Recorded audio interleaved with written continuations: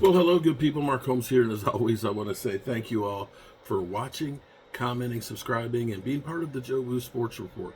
Without you guys, as well as you ladies, you know that this literally does not work. I hope everybody's having a great day. Um, Cowboys are making some moves for the game tomorrow, the last game of the season. And one that's kind of interesting to me is the Cowboys have elevated Will Grier to the active roster.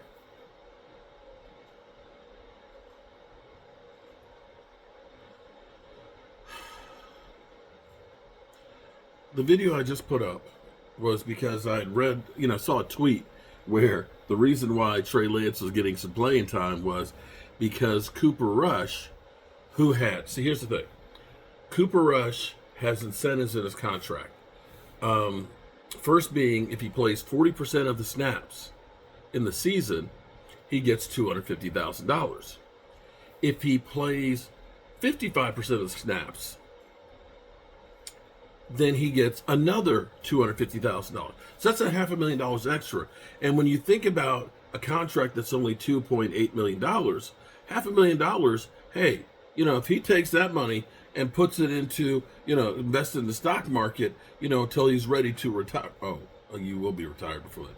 But until you're 60, that's going to be a hell of a chunk of change. And I would advise him to do that because, you guys are broke usually a few years out of being out of the league. So currently, Cooper Rush is at 52.5%. He's only 2.5% away from getting that extra $250,000.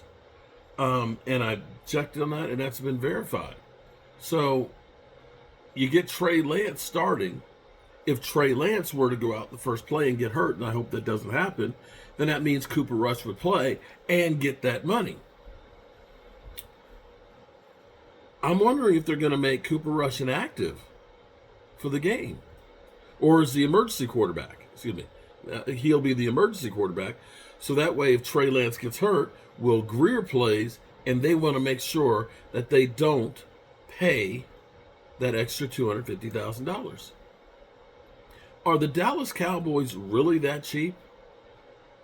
Are they really that petty?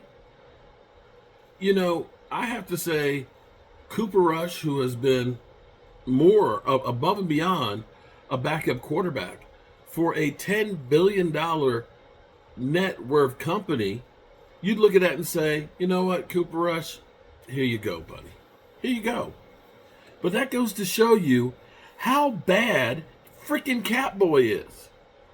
So let me see if I get this straight. You will go here and you will make sure that you save $250,000 on Cooper Rush, yet you'll dick around on the contracts, the big contracts, and wait forever where it costs you multiple millions of dollars more because of no other reason than you waited?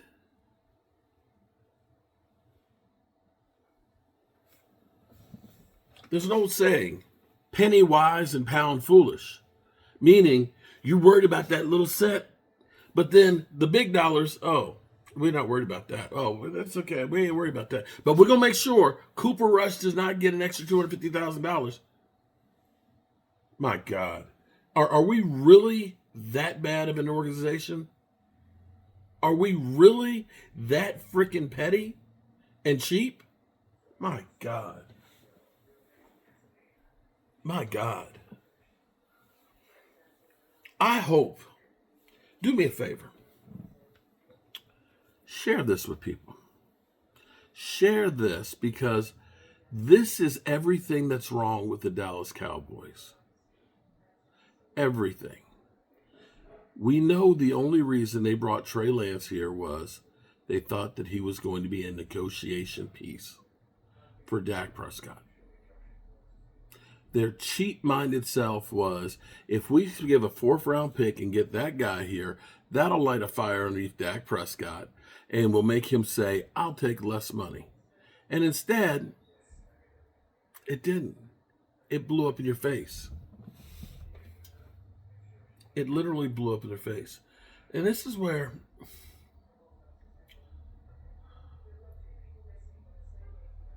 I have, you guys know, I have always been a Dallas Cowboy fan.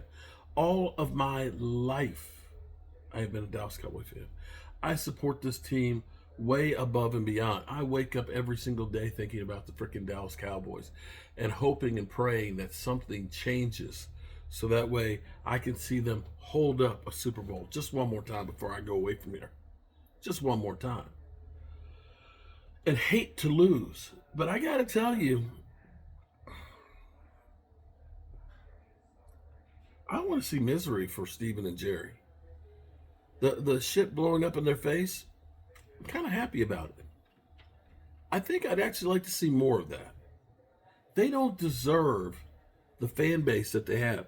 They don't deserve the players that are out there giving everything they can. The Zach Martins, the Micah Parsons, the D-Laws, you know. They're the ones out there getting broke up, the Dak Prescotts, that are getting broken up and are literally just freaking pawns. They don't give a rat's ass about any of these guys. Any of them. Unbelievable. Unbelievable. This is why they don't sign free agents early. They feel like they might pay somebody a little too much money. A little too much money. So we're going to wait till the end. We're going to wait. We're going to wait till they're cheap.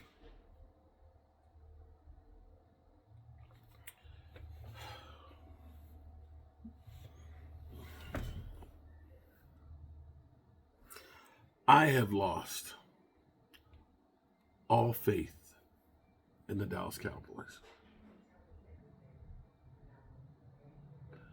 I cannot stand the way they treat their people. This shit with Mike McCarthy,